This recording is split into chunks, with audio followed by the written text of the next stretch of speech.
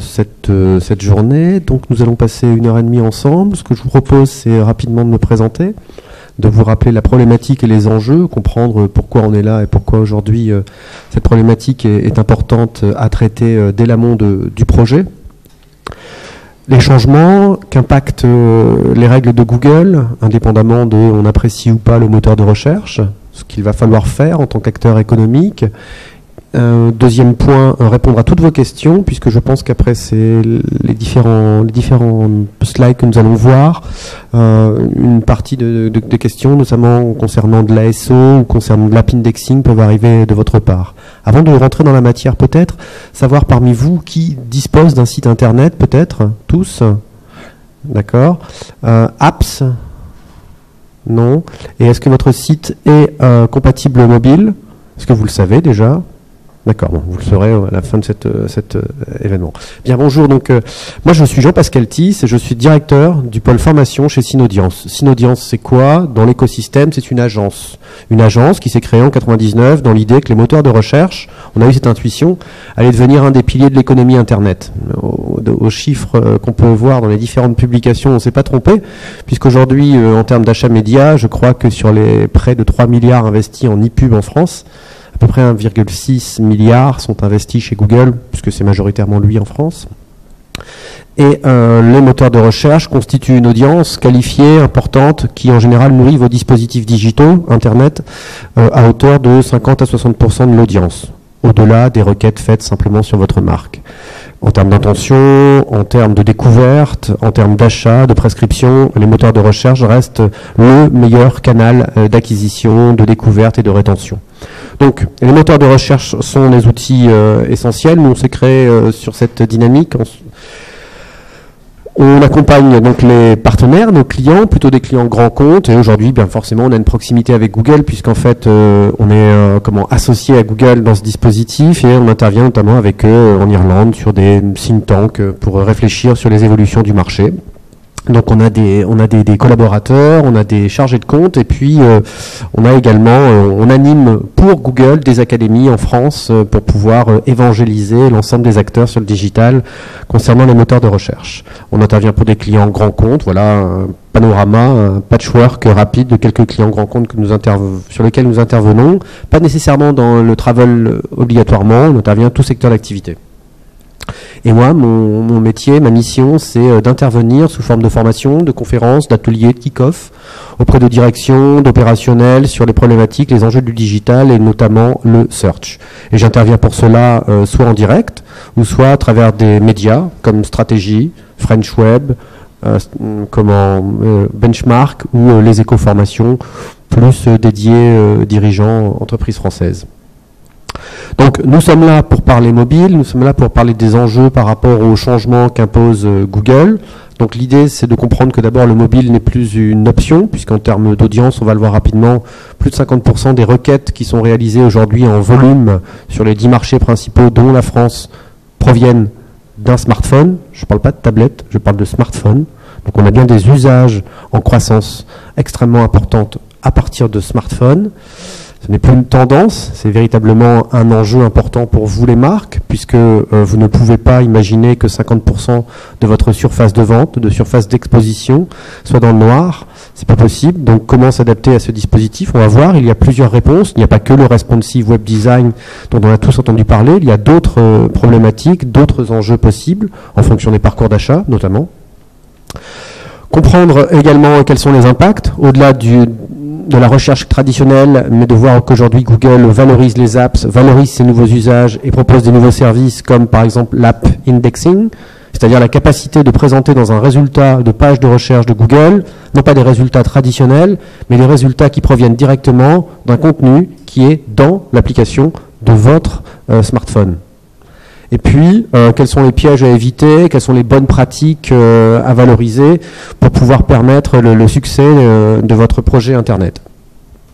Donc ce que nous allons voir, voilà, je vous propose, donc, rappeler le contexte mobile, rappeler pourquoi on est là finalement, ce qui vous intéresse, l'impact du 21 avril. Le 21 avril, Google a mis en place une nouvelle règle dans son algorithme, puisqu'il a décidé que les résultats sur les smartphones allaient, pour la première fois, être différents des résultats des desktops, des tablettes, des phablettes. C'est-à-dire que dans l'algorithme de Google, on est bien au niveau de l'algorithme, on n'est pas au niveau d'un filtre comme Panda ou Pingouin. Au niveau de l'algorithme, Google présente des résultats différents. Et bien entendu, les sites qui présentent des caractéristiques compatibles mobiles sont valorisés et passent avant les autres.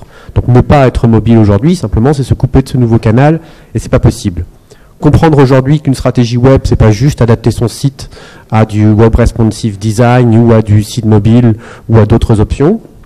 Et puis comprendre les enjeux des applications, puisque la tendance, sur ces 2 dernières années, c'est une baisse d'audience qui va se substituer vers les apps. Donc il y a des enjeux pour vous, mais ça dépend de la maturité de votre projet. Vous n'en êtes peut-être pas là, ou peut-être que l'apps n'a pas de sens aujourd'hui dans votre stratégie mobile par rapport au projet que vous voulez porter. Vous aurez des questions, je vous invite à les poser après la présentation, mais si c'est brûlant, si vous ne pouvez pas vous empêcher, vous levez la main et je tenterai de répondre. Voilà.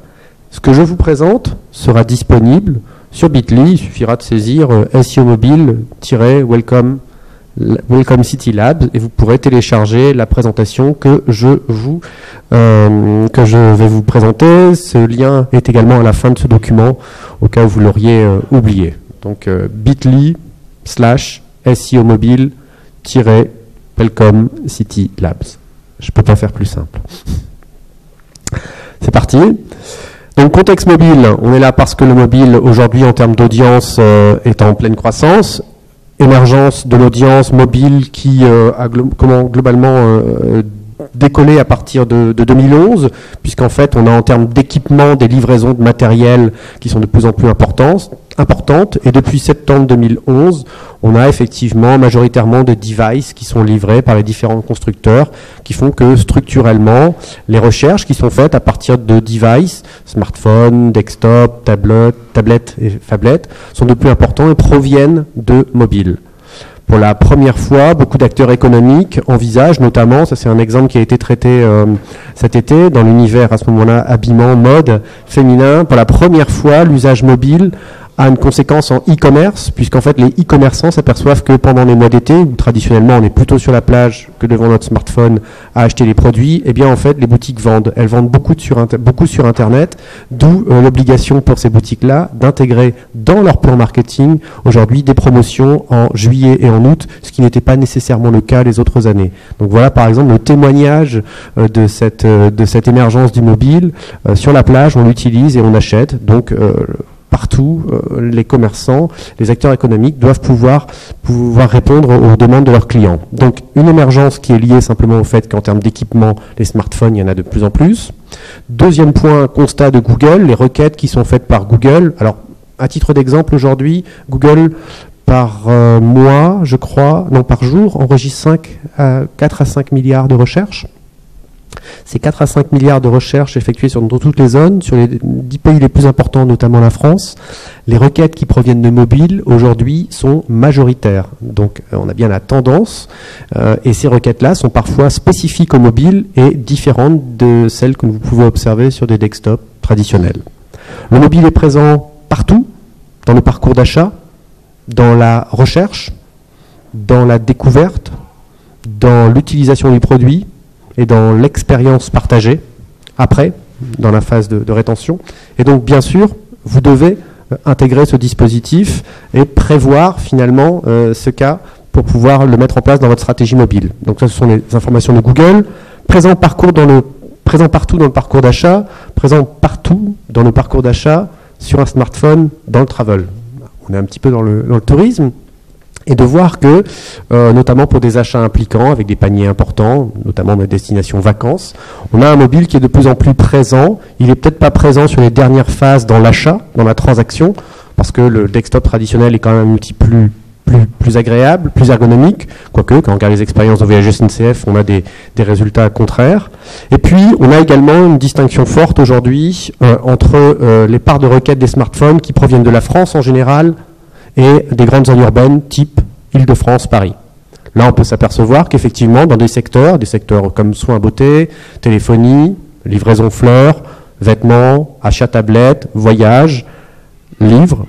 On a en fait en Île-de-France, dans les grandes zones urbaines, un grand nombre de requêtes qui sont faites spécifiquement à partir du smartphone et qui montrent bien les enjeux pour les marques de devoir répondre à cette nouvelle demande. Ça, c'est une recherche que nous avons fait Synaudience en mars 2015 qui montrait la distinction. Si vous voulez aller dans votre secteur d'activité observer ces résultats, avec les outils Google aujourd'hui, vous avez la possibilité de distinguer les recherches qui viennent d'une part de desktop traditionnels et d'autre part de smartphones, et pouvoir par là même mesurer l'impact ou la part de marché respective pour pouvoir intégrer cela dans votre business plan. C'est disponible dans les outils Google, je ne sais pas si vous les pratiquez, mais ce sont des outils qui sont accessibles gratuitement et qui sont très puissants. Donc, contexte mobile, une montée en puissance incontestable, des usages mobiles. Nous, on va faire un focus sur les smartphones, j'insiste bien, on est smartphone aujourd'hui. Au détriment du desktop, ça ne veut pas dire laisser tomber votre site internet, c'est juste que le desktop constitue aujourd'hui, pour beaucoup d'acteurs, un dispositif qui est déjà optimisé, mais sur la partie mobile, il y a pas mal de choses à faire. Le mobile devient, dans certains secteurs d'activité, en termes de découverte de marques, d'expérience, le premier vecteur. Et des usages qui changent et des usages qui ne sont pas les mêmes en fonction des secteurs d'activité. Donc c'est ce qu'on va voir ensemble et comprendre ce qui se passe. Comprendre pourquoi Google a, une fois de plus, modifié les règles du jeu, ce qui s'est appelé le Mobilegeddon, puisqu'en fait c'est le nom qui a été donné le 21 avril lorsque Google a, après une longue communication, changé son algorithme concernant les résultats sur du mobile. Donc le premier point, c'est que Google depuis longtemps s'intéresse au mobile. Pourquoi? Parce que Google, son métier, c'est une régie publicitaire et que à partir de 2007, l'émergence du smartphone via les premières expériences iPhone avec Steve Jobs, on a en fait une audience qui va progressivement augmenter et qui va se traduire par finalement un intérêt pour Google pour pouvoir positionner ses publicités puisque c'est son métier.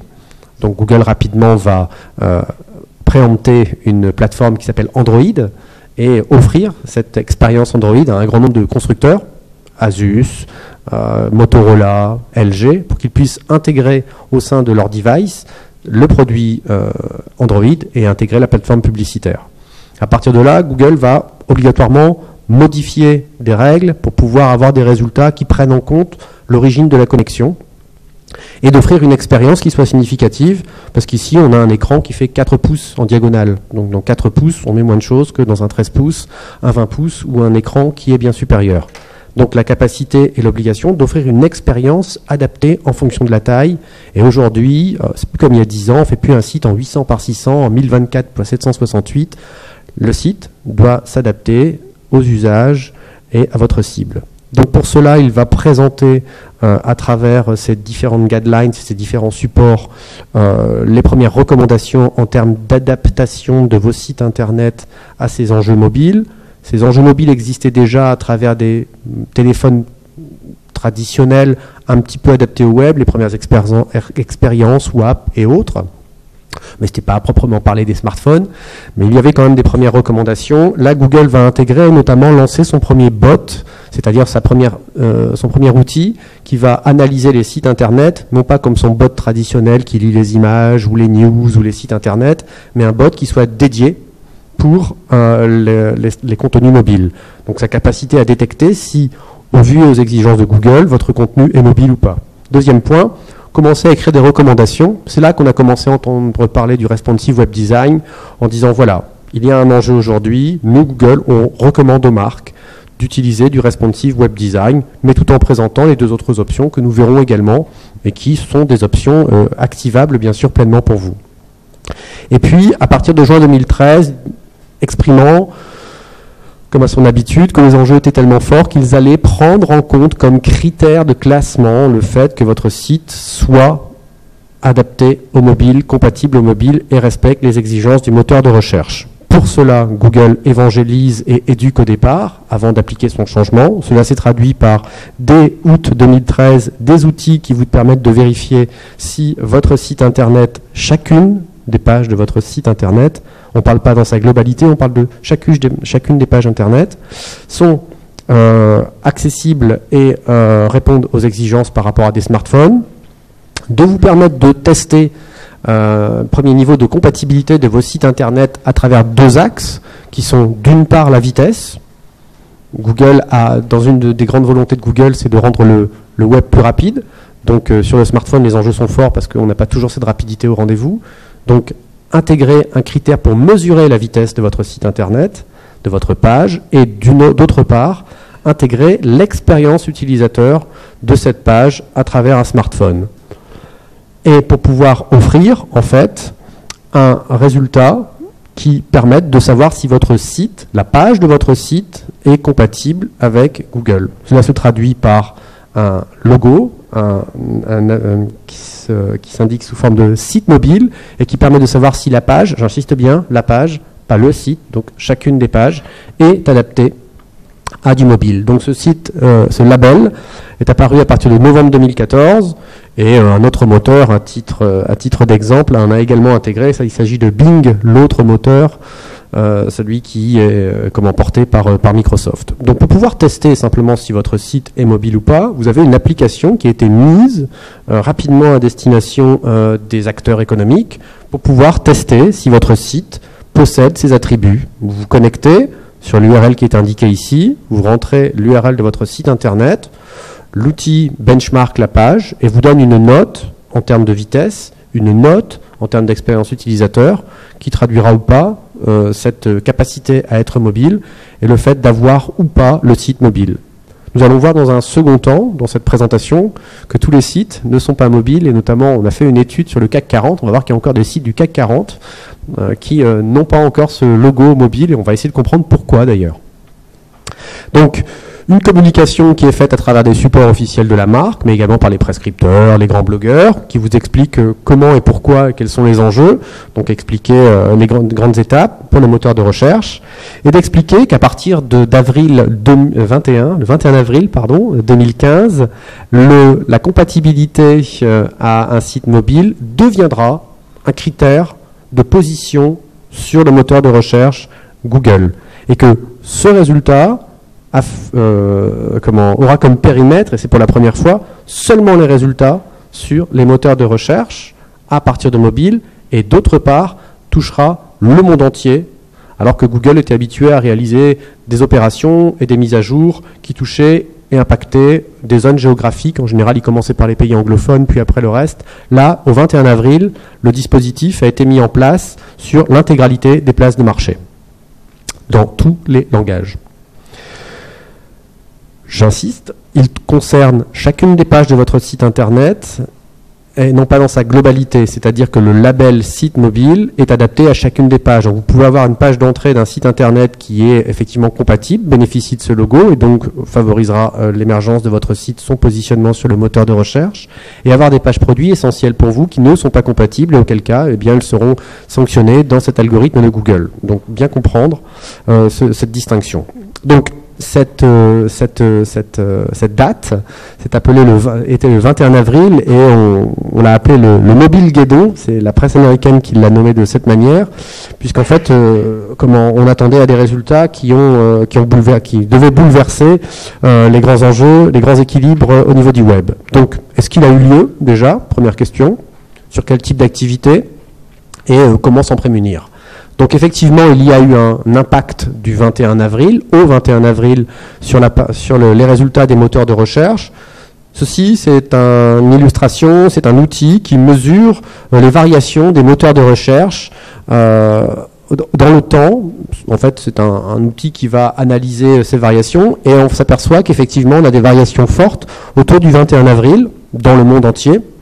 Et que donc Google est bien dans le rôle dans son déploiement, mais qu'en fait l'impact de ce changement a principalement eu lieu les 23 et les 24 avril. En France, qu'en est-il? Donc nous sommes prêtés à l'exercice suivant. Nous allons travailler et étudier 5 thématiques. Sur ces 5 thématiques, on va analyser les 100 mots-clés qui sont les plus importants. On va faire une photo avant et après le 21 avril. Et on va voir si les résultats mobiles et les résultats desktop sont similaires ou au contraire, s'il y a un grand écart, comme on peut s'y attendre, concernant le changement du 21 avril. et on va travailler sur un grand nombre de positions. Donc il y a des outils pour cela en référencement qui permettent de mesurer votre positionnement. Un des premiers outils, c'est celui qui est disponible dans la console Google, qui s'appelle la Search Console, que vous pouvez avoir d'ailleurs indépendamment de services payants accessibles pour mesurer ces résultats. Donc, on a testé également des mots-clés génériques, des mots-clés de marque, des expressions qui sont utilisées beaucoup sur du mobile type restaurant plus ville, cinéma plus ville, serrurier plus ville, et on a regardé l'impact de ce résultat. Donc l'impact est visible. L'impact est visible non pas le 21 mais quelques jours après. Donc plus la barre est haute, plus il y a une similarité entre les résultats desktop et mobile. Ça signifie plus les résultats finalement sont les mêmes. Et à l'inverse, lorsqu'on a un décrochage comme ici au 24 avril à 67%, on a bien un impact de ce changement. On a bien des résultats qui sur mobile sont très différents des résultats proposés sur desktop. Ça, c'était sur les mots-clés génériques. Alors, je vous les passer parce que vous les aurez dans l'étude que vous pourrez télécharger après, mais c'est pour voir qu'effectivement, c'est pas juste une communication du moteur de recherche. Il y a eu un impact, il y a eu un changement, et ça se traduit en termes d'audience et d'objectifs sur les sites Internet. Donc, sur les marques, on a un décrochage de 8 points. Sur les restaurants plus ville, on a également ce changement qui a été notable. Donc, des acteurs ont perdu des positions significatives.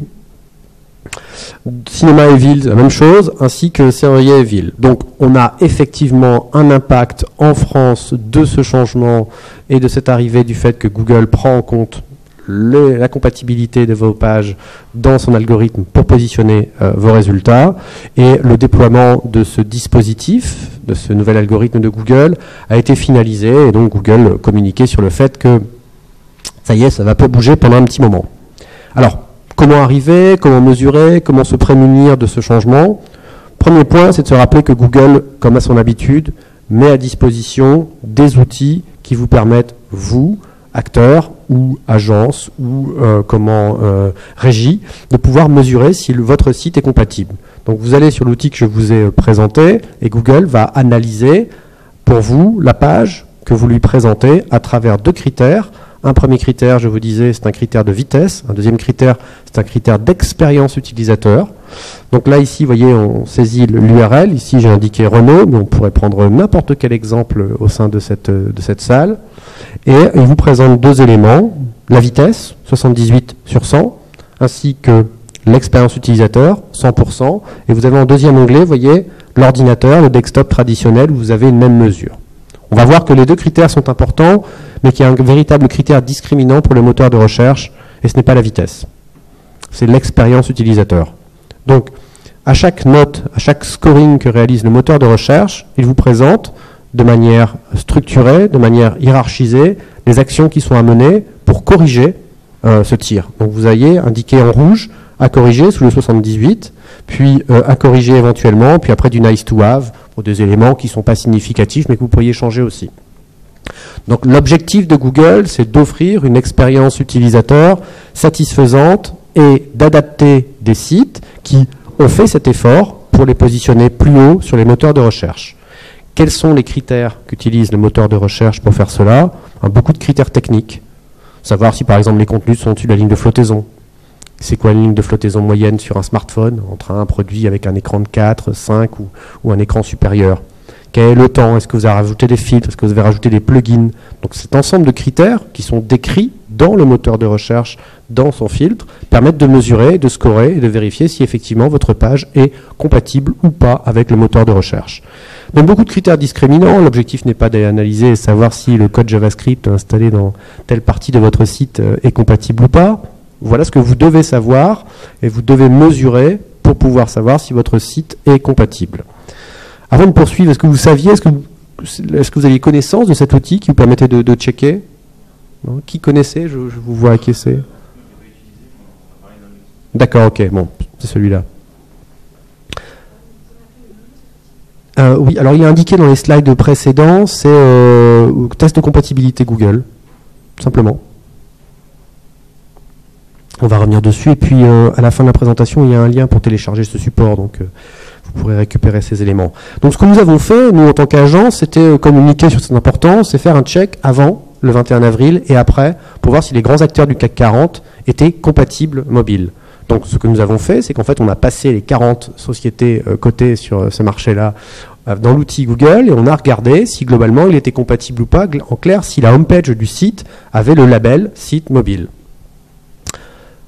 Tous n'ont pas, et là le test a été fait, c'est-à-dire une mise à jour au 1er septembre 2015, tous les sites n'ont pas le label Google site mobile. Vous avez quelques marques ici, alors je vais les nommer, hein, je suis obligé, Unibail, Accor, Essilor, Alstom, Carrefour et Pernod Ricard qui n'ont pas cette compatibilité mobile.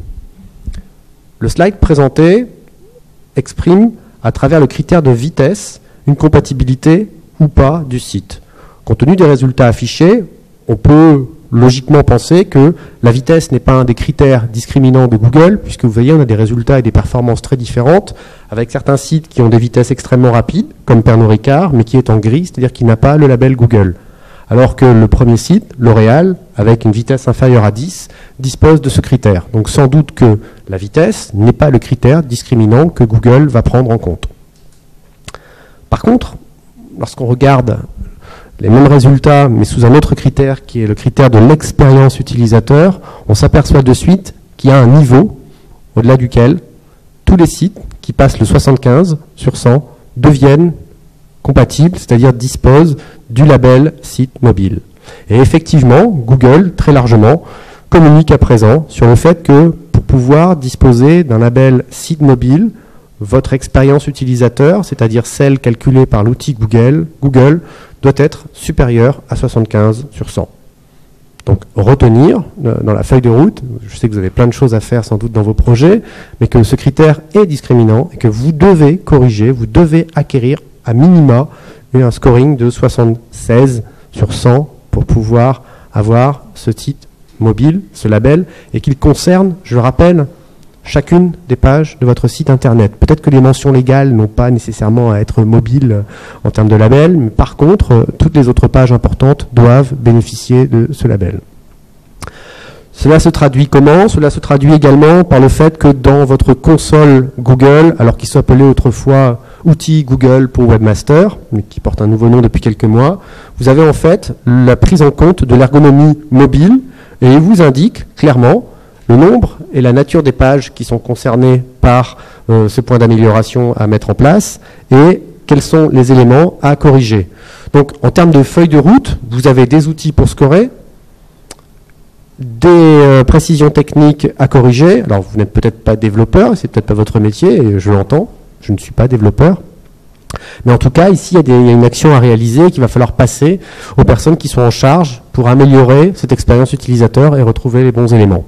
De la même manière, vous allez retrouver au sein de l'outil Google, dans l'outil d'exploration, la prise en compte de différents éléments. Et vous pouvez voir qu'effectivement, Google aujourd'hui distingue bien des résultats. On a 4 onglets, ordinateur, smartphone, téléphone multimédia, et puis tout le dispositif Google News, actualité, mais qui lui est particulier, parce que, sauf erreur, il n'y a pas des médias parmi vous.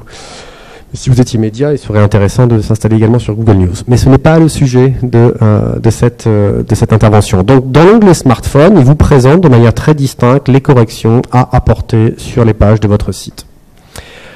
Avant d'aller plus loin, je voulais vous dire que ces outils sont intéressants, mais les outils ne font pas la stratégie, et parfois les outils vous donnent des résultats qui sont en totale décorrélation avec ce qui est obtenu. Ici, par exemple, on a un site internet qui est intéressant à étudier, puisqu'en fait c'est un site qui, selon les propres outils de Google, a d'un côté la compatibilité, de l'autre n'est pas compatible. Donc là on a deux outils de Google qui se contredisent. Il y en a un qui dit le site est compatible mobile, c'est génial. L'autre qui dit non, il y a un problème, il n'est pas adapté, il y a plein de choses à corriger. Et qui fait que le site, en termes d'affichage, si vous accédez à ce site depuis une page de résultats sur un smartphone, n'a pas le logo, le label site mobile. Donc dans ces cas-là, il faut creuser, il faut analyser techniquement, aller plus loin, essayer de comprendre pourquoi ce site ne fonctionne pas. C'est le cas notamment d'un de nos clients, qui en fait est un site de comparateur, qui s'appelle Bourse des vols, qui avait un site internet avec une expérience utilisateur de 96 sur 100, donc on est au-delà du 76 sur 100, mais qui en fait n'avait pas le label, parce qu'en termes d'affichage, la deuxième image était trop large, donc le sizing, enfin la taille de l'image, étant trop grande, eh bien en fait, il perdait son label sur un critère qui normalement n'était pas important. Donc ce qu'il a fallu, c'est analyser, identifier ce problème, le corriger, donc réduire la taille d'une image, c'est pas une opération très chronophage, pour pouvoir ramener la taille et bénéficier à nouveau du logo pour pouvoir s'afficher correctement et bénéficier d'un ranking favorable dans les résultats des moteurs de recherche. Donc j'insiste, des outils, une organisation, mais parfois être critique sur son usage et bien vérifier après à travers des smartphones que votre site est compatible. Alors oui, il n'y a pas de distinction entre les plateformes, que ce soit Apple, que ce soit Android ou autre, le logo est le même, il s'intéresse au site.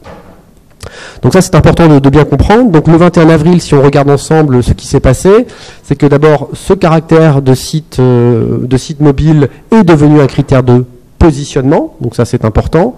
Plus on est haut sur un moteur de recherche, je n'ai pas à vous le répéter, plus vous aurez de l'audience favorable. Que l'impact a bien eu lieu, plutôt au niveau du 24 avril, qu'il est terminé, son déploiement est actuellement terminé, et que le 21 avril n'est qu'une des étapes de Google, parce qu'il y a d'autres chantiers sur lesquels il commence à communiquer. Et que l'expérience utilisateur est un élément et un critère important à prendre en compte. Qu'est-ce qui s'est passé depuis cet été? Google a continué à faire des modifications dans ses résultats de moteur de recherche. Alors, un résultat, une page de moteur de recherche, ça s'appelle une SERP, S-E-R-P. Donc là, par exemple, on peut voir que Google, dans les images qu'il fait apparaître, commence à aller indexer des contenus qui ne sont pas seulement dans des sites internet, mais également dans des médias sociaux sur lesquels il n'a pas nécessairement la main, comme Vine, Pinterest et quelques autres. Deuxième point, Google, pour pouvoir continuer à améliorer la puissance de son moteur de recherche et la précision dans l'information qu'il va recueillir de vos sites internet, on parle à ce moment-là d'indexation, si on était technique, et pas le ranking, eh bien en fait a changé le nom de son robot, de son crawler, c'est-à-dire cette technologie, cette espèce d'aspirateur qui passe sur vos pages de site internet, récupère les informations et plus loin vont savoir si votre site mérite de passer ou pas au-dessus d'autres concurrents. Et enfin, Google a communiqué et a continué à informer dans ce sens que certaines pages sur vos sites internet, notamment sur vos mobiles, qui présentent des interstitiels au-dessus de la page, en fait, cela devient un critère qui va vous enlever le label site mobile. Donc il y a des recommandations. Si vous voulez comprendre ces recommandations pour les intégrer dans votre stratégie mobile, vous devez aller sur le site internet. Alors je n'ai pas mis l'URL, mais comme à chaque fois, il suffit de saisir le title dans le moteur de recherche Google et vous tomberez sur le contenu, cet article, qui vous expliqueront ce qu'il faut faire aujourd'hui pour ne pas avoir acquis ce label mobile et le perdre parce que vous avez des interstitiels pour des raisons de promotion, des raisons par exemple liées au disclaimer et au paquet télécom avec des cookies. Vous savez, lorsqu'on vient sur la première fois sur un site internet, vous avez des cookies obligatoires.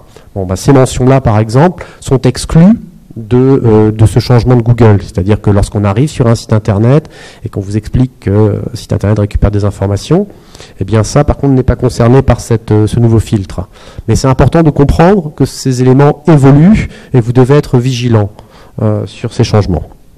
Voilà, c'est ce qui s'est passé. Donc ce qu'on vient de voir ensemble, c'est que le 21 avril a eu un impact et qu'on a un vrai critère de positionnement aujourd'hui. Alors, comment adapter sa stratégie web mobile aujourd'hui? Comment prendre en compte ces changements aujourd'hui et demain? Parce que le moteur de recherche est en déploiement constant et qu'il va falloir prendre cela en compte.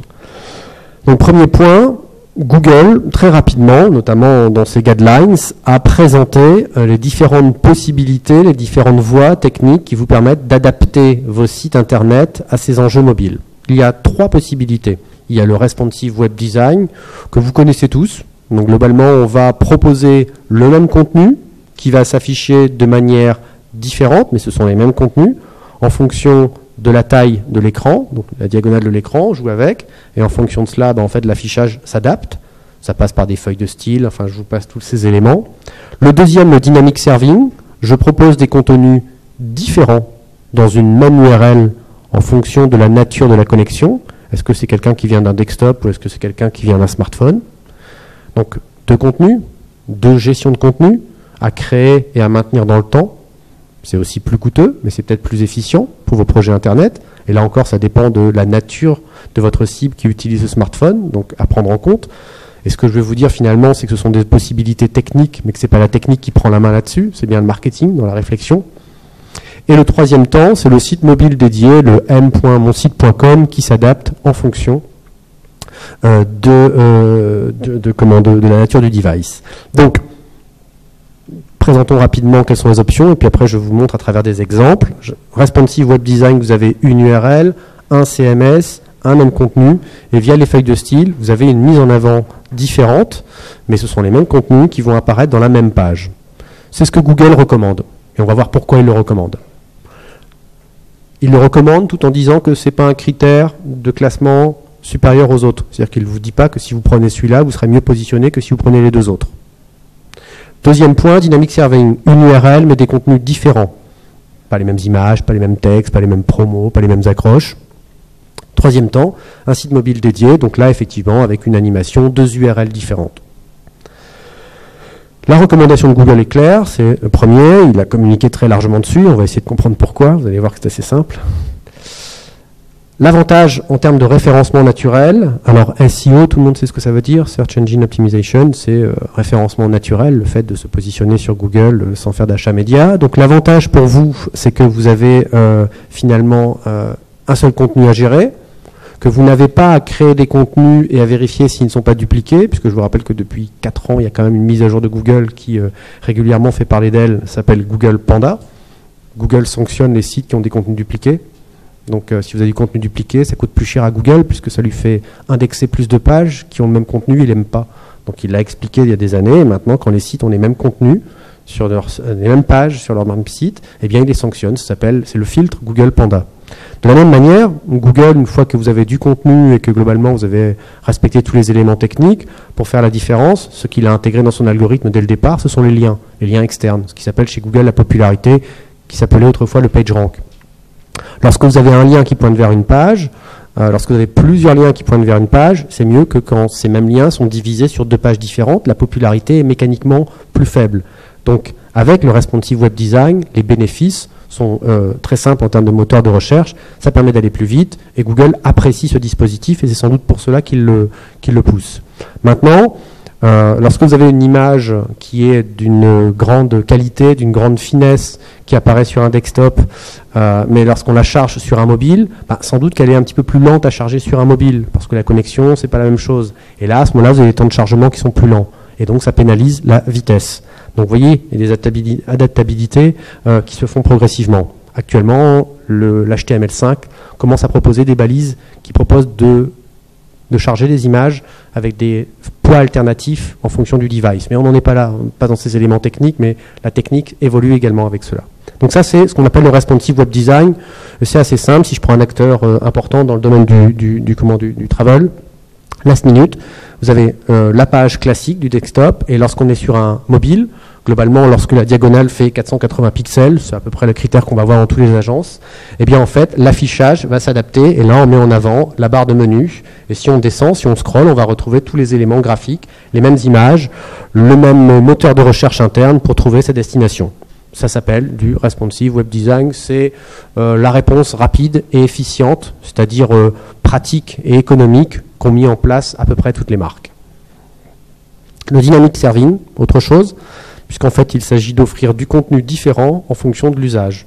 Et c'est vrai que les usages peuvent être différenciés sur un smartphone et sur un desktop. On n'est pas dans le même lieu, le même moment, le même temps de consommation, de découverte, et donc ça mérite peut-être la prise en compte d'un dispositif différent. Là, ici, vous avez un acteur qui s'appelle Leroy Merlin, qui propose une expérience sur un desktop en profitant de toute la taille et des éléments graphiques d'un grand écran. Et lorsqu'on est sur un smartphone, il vous propose une expérience plus réduite, avec des contenus différents et des mises en avant plus promotionnelles ou plus adaptées à une situation au magasin quand on recherche une perceuse 1500 watts et qu'on n'a pas envie d'avoir toute la prom sur les produits du moment ou la collection qui arrive. Donc des produits adaptés, et on a donc ici une même URL mais qui ne donnera pas le même contenu en fonction du type de device à partir duquel on se connecte. Donc, c'est un avantage et à la fois c'est aussi un inconvénient, puisque Google chasse également ce qu'on appelle les techniques de cloaking, qui sont des techniques qui visent à montrer un contenu différent à Google de celui montré aux utilisateurs. C'est une vieille technique qu'utilisaient des référenceurs sans scrupules. et qui permettait de tricher. Donc là aussi, il y a des règles techniques, des balises à rajouter qui permettent de traiter cela. Et enfin, le troisième temps, celui-là vous le connaissez, puisque c'est un des classiques, ça a été mis en place par pas mal d'acteurs, c'est ce qu'on appelle le site mobile dédié. Je vais sur Air France, voilà, je me connecte, et si je viens depuis un smartphone, eh bien, il me propose une expérience qui aura pour URL m.monsite.com, là c'est mobile.airfrance.fr, et qui permet d'aller dessus. Là, on a une situation intermédiaire, puisqu'il propose une redirection, et au lieu de la faire automatiquement, il demande à l'utilisateur s'il veut rester sur l'expérience desktop, ou au contraire, si ce dernier veut basculer sur l'expérience la plus adaptée, qui est celle du mobile. Donc voilà, 3 cas de figure, et ces 3 cas de figure aujourd'hui sont des propositions de Google. Google propose et recommande la proposition numéro 1, Responsive Web Design, mais vous n'êtes pas contraint à faire du Responsive Web Design.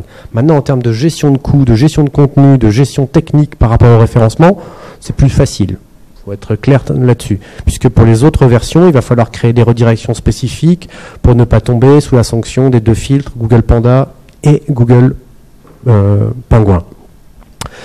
Google, à travers ses différents évangélistes, ici c'est Zineb, qui est en fait une des évangélistes de Google qui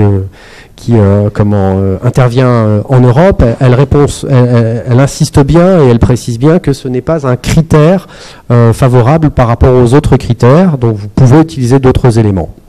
Mais Google considère qu'il est plus facile aujourd'hui d'adapter vos sites et plus facile à maintenir dans le temps à partir du Responsive Web Design. Alors la question c'est pourquoi Google a intérêt de le faire? En fait c'est assez simple. Google passe tous les jours sur 1,6 milliard de pages. Son aspirateur aspire 1,6 milliard de pages. Et lorsqu'il fait cela, eh bien en fait chaque page nouvelle qu'il découvre lui coûte en termes de ressources, de temps serveur, de gestion, et pour pouvoir savoir quelles sont les pages qui méritent d'apparaître dans le moteur de recherche en premier. Donc quand vous lui offrez 3 versions de pages, ou 2 versions de pages plutôt qu'une seule version, implicitement vous augmentez le coût d'exploitation du moteur de recherche, et sur un critère économique aussi simple que celui-là, il préfère effectivement que vous n'offriez qu'une seule expérience à travers le Responsive Web Design. Donc voilà la raison technique qui fait que Google propose qu'une seule expérience.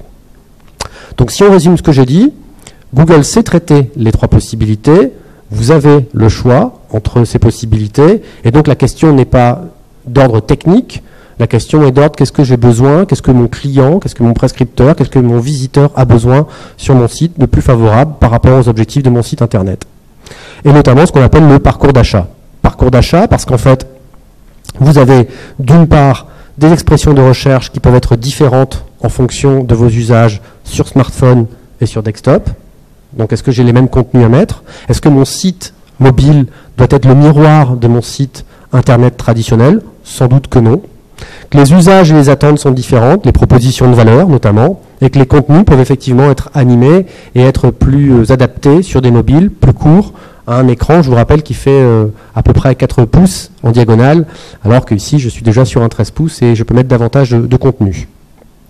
Alors, important parce qu'en fait, si je le ramène à notre domaine d'activité, le travel notamment, c'est que le smartphone est de plus en plus utilisé dans le parcours d'achat. Et là, vous avez des études de Google qui vous montrent que dans le process de recherche, dans je partirai bien à tel endroit et j'achète, je souscris le produit en ligne, le service et j'y vais, eh bien en fait, on va passer des temps de réflexion sur des smartphones, sur des desktops, à la maison, au travail. En général, ça ne se fait pas de suite. Ça se fait sur plusieurs jours parce que c'est un achat impliquant et plein d'autres choses. Et qu'en fait, les smartphones participent à la découverte dans la réflexion. Donc, il est important, effectivement, d'avoir une version adaptée pour son smartphone, puisqu'en fait, il va jouer favorablement dans la découverte de votre proposition, de votre service, produit, mais sans doute un peu moins dans l'acte final d'achat. Alors ça, vous pouvez le mesurer à travers des outils comme Google Analytics, quand vous faites de la recherche, à travers ce qu'on appelle les modèles de parcours d'achat, ou à travers simplement des hypothèses. Deuxième point, donc le contexte de recherche évolue en fonction, et donc vous pouvez offrir des architectures. Il n'y a pas une solution qui soit la recommandation à prescrire partout, il y a bien des solutions adaptées, et donc quand on réfléchit, finalement on a des parcours d'achat en fonction de l'univers et de l'expérience en termes de contenu qu'on a à offrir. Donc si on parle du mobile de base au desktop le plus avancé, on a en fait différents cas de figure qui peuvent s'adapter. Ici, je vous propose du responsive web design, mais qui n'est pas forcément le plus adapté pour une situation de tablette. Donc, on va offrir un choix entre tablette et smartphone et desktop. La tablette est en général dans le marché publicitaire assimilée à un desktop.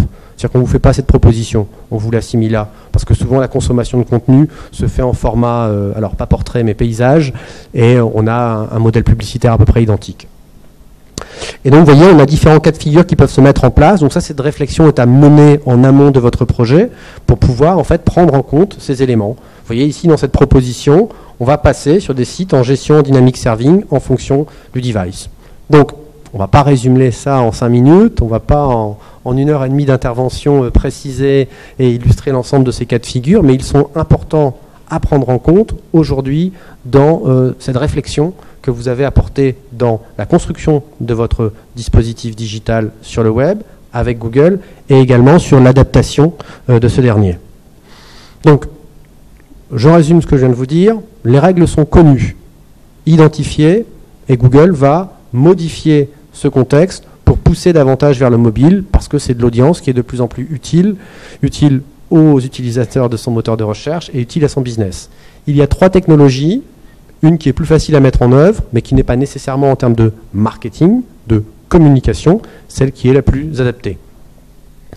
Donc la vraie réflexion ne doit pas se porter sur une contingence technique, mais sur une vraie réflexion marketing, comme ce dont j'ai besoin, et puis évoluer également avec les critères, les contraintes de votre projet, puisque j'imagine que dans vos projets, vous n'avez pas des budgets infinis qui vous permettent de prendre en compte. Donc prendre en compte ces éléments et avoir en perspective que effectivement la place du mobile dans le parcours d'achat joue considérablement. Et commencer à se poser la question de se dire, j'ai un site internet, est-ce qu'une app serait un complément dans ce parcours d'achat qui peut servir mon projet? Donc, naturellement, du site internet, on va basculer à l'apps, parce qu'en général, lorsqu'on a une proposition forte et que l'apps peut aider le développement de votre projet, vous rentrez dans ces dynamiques-là. Et donc, on va étudier également quelles sont les innovations en termes de recherche par rapport aux apps. Premier point, c'est de s'apercevoir, alors ça c'est une étude qui a été menée par AT Internet. AT Internet, il s'appelait autrefois Xiti, c'était le concurrent sur le marché français de Google Analytics. Il continue à se développer, il se développe beaucoup en Russie et en Amérique du Sud, donc c'est une solution qui mesure d'audience, et donc pour communiquer, ils font des études. Là, ce qu'ils montraient, c'est qu'en fait, ils avaient observé une tendance qui était à une consommation d'un peu moins de sites internet, et qui allait par contre vers un peu plus de consommation d'apps. Donc globalement, un intérêt accru pour les apps de la part des consommateurs. Le deuxième montrait que dans les apps, on avait effectivement cette tendance qui s'appuyait sur le temps passé et qu'on avait bien cette substitution de temps vers des apps, vers un contenu, vers une expérience normalement plus adaptée. Mais que constituer une app, créer une app qui représente un projet et un budget n'est pas suffisant, car la majorité des apps qui sont installées ne sont utilisées qu'une seule fois.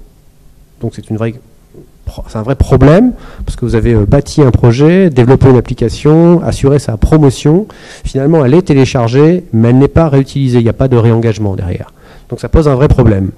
Donc dans ce contexte-là, comment d'une part favoriser l'emploi des apps, et d'autre part, comment favoriser les apps qui sont plus utilisées que d'autres.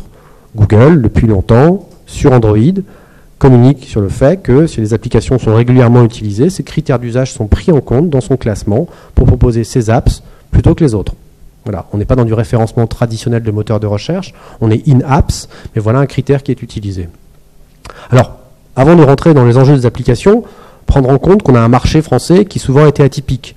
Il était très Apple maniaque, puisqu'en fait on avait tous des produits de cette marque, et qu'en fait on a eu une baisse importante. Là on a une forme de rééquilibrage, on est presque à 50-50 entre les deux plateformes, mais c'est important de le prendre en compte, puisqu'en fait le coût de développement d'une apps, il est multiplié par 2 en quelque sorte, puisqu'en fait les deux plateformes sont différentes. Vous pouvez mutualiser des pistes graphiques, des éléments ergonomiques, mais en termes de développement, en termes de kit, ce sont deux services complètement différents. Donc il y a un choix, et souvent ce choix se traduisait en France par on fait d'abord une application sur Apple, sur iOS, puis on verra pour le reste Android, et puis on verra après pour Microsoft. Microsoft, c'est 3-4% de part de marché aujourd'hui en plateforme, donc globalement c'est insignifiant. Donc on a iOS qui recommence à progresser, sans doute par des nouveaux produits, j'ai vu que quelques-uns d'entre vous en avaient. Donc voilà, mais bon, une part de marché qui est à peu près identique, en tout cas en termes d'installation. Donc là-dessus, l'idée c'est comment émerger. Alors petit rappel des chiffres, il existe 1,5 million d'applications dans le store de Google, qui est donc supérieur au store d'Apple. Juste rappeler, ce n'était pas vrai l'année dernière, il y a eu un shift, un changement.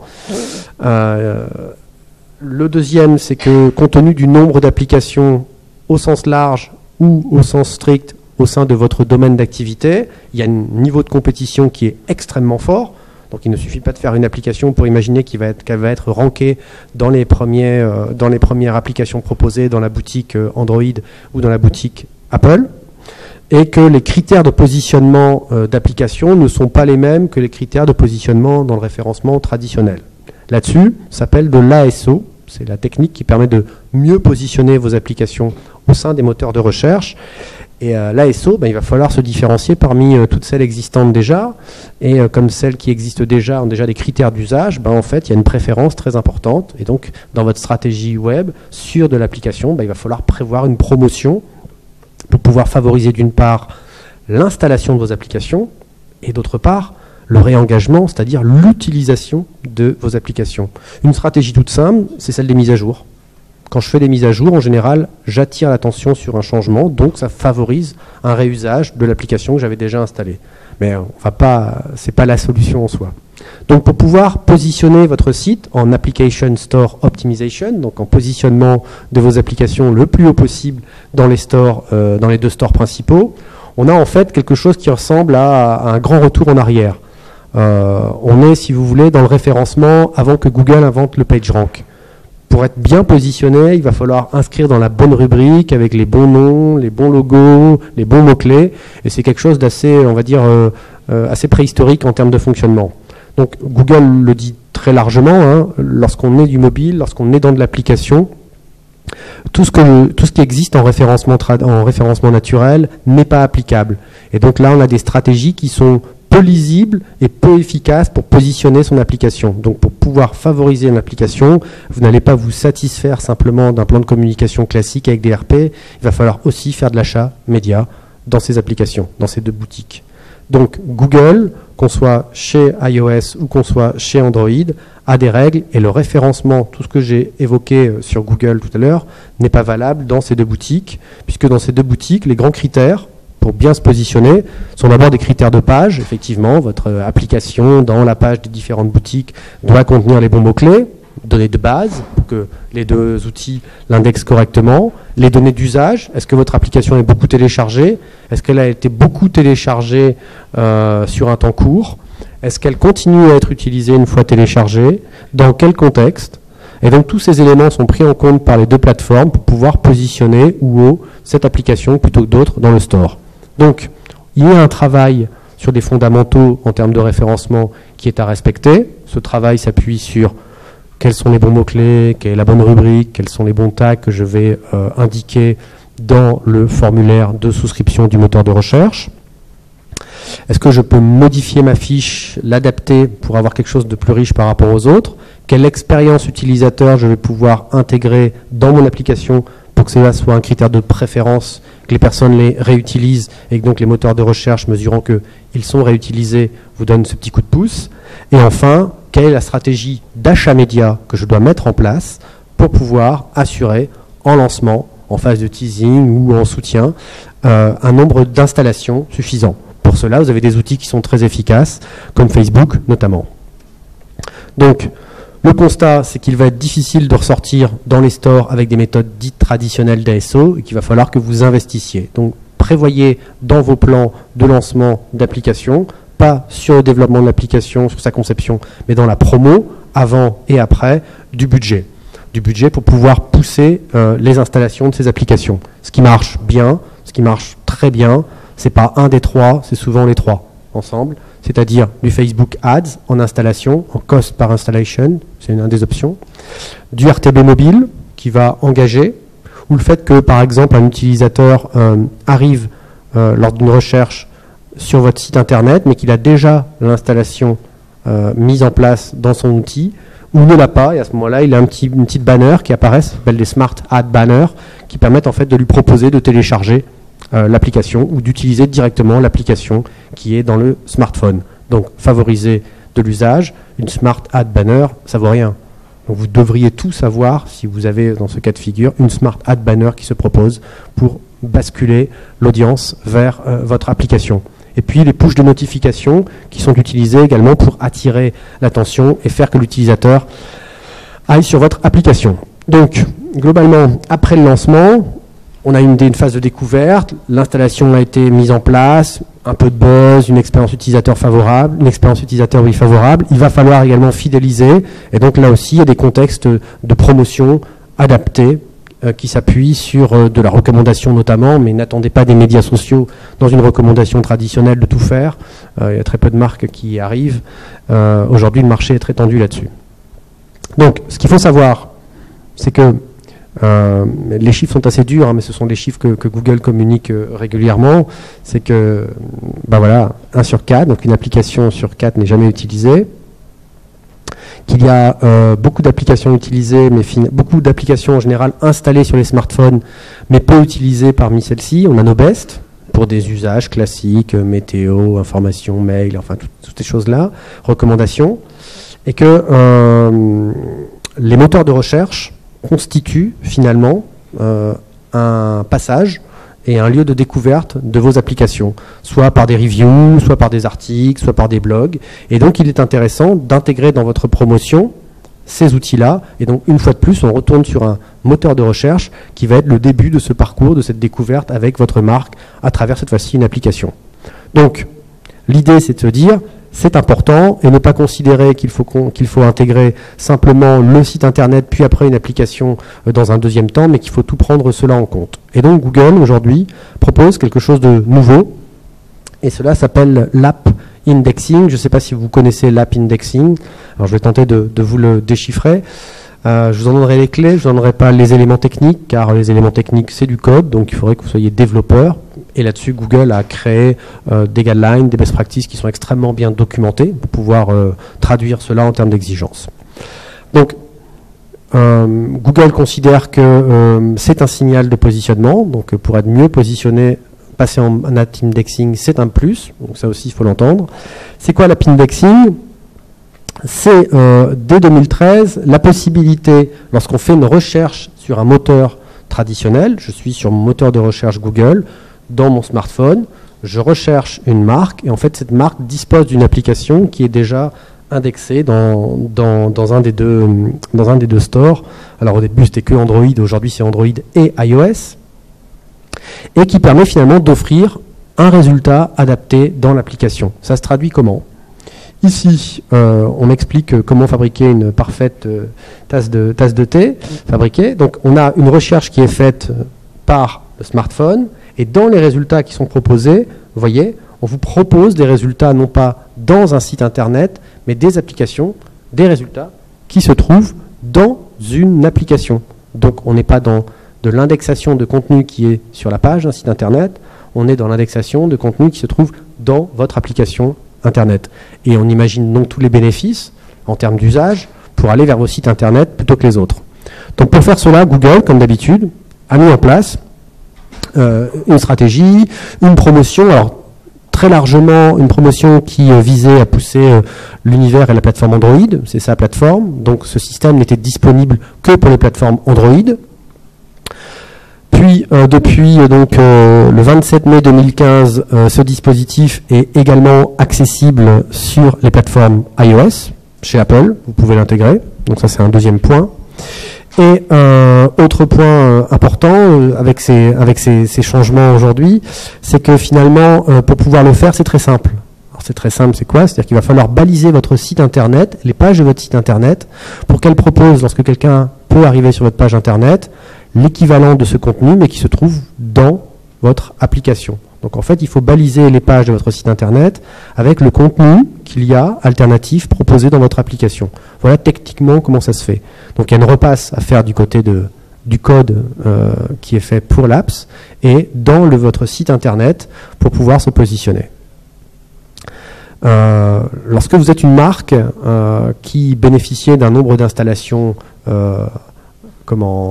important, plus d'1 million d'installations, vous avez en fait accès à un bureau directement chez Google, ils sont à Londres, pour pouvoir vous expliquer comment faire, favoriser l'installation, puisque Google a envie de mettre en avant des cas, des success cases dans ce sens-là.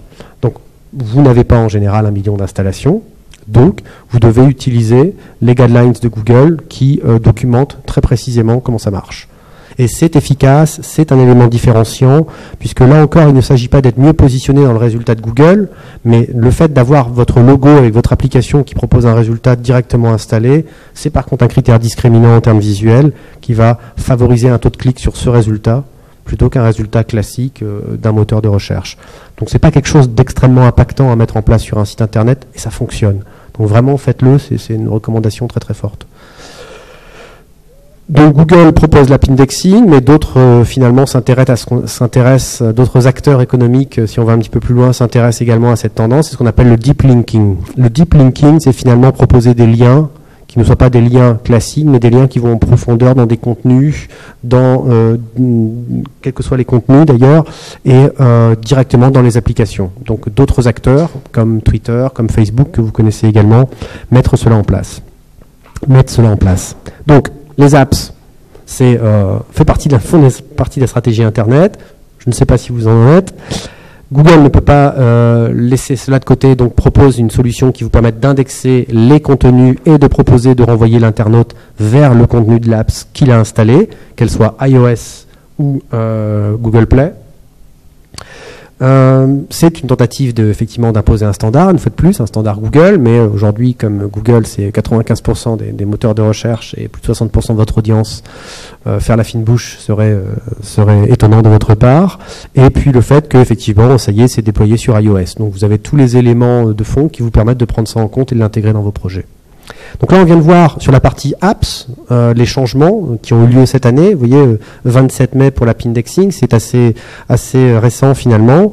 Et donc les questions qui sont à se poser aujourd'hui, on va terminer sur ces deux slides, c'est déjà prendre en compte ce changement. Ça signifie pour vous, dans votre feuille de route, tester l'expérience utilisateur et la vitesse de vos sites Internet classiques, vérifier s'ils peuvent avoir le label mobile, faire un état des lieux, est-ce que cela concerne ma page d'entrée, mes pages de rubrique, mes pages produits, mes offres, réaliser un plan d'action pour que ces pages-là soient à minima accessibles. Je vous le disais en introduction, vous n'avez pas la nécessité d'avoir 100% de vos pages traditionnelles qui soient accessibles sur le référencement via un mobile.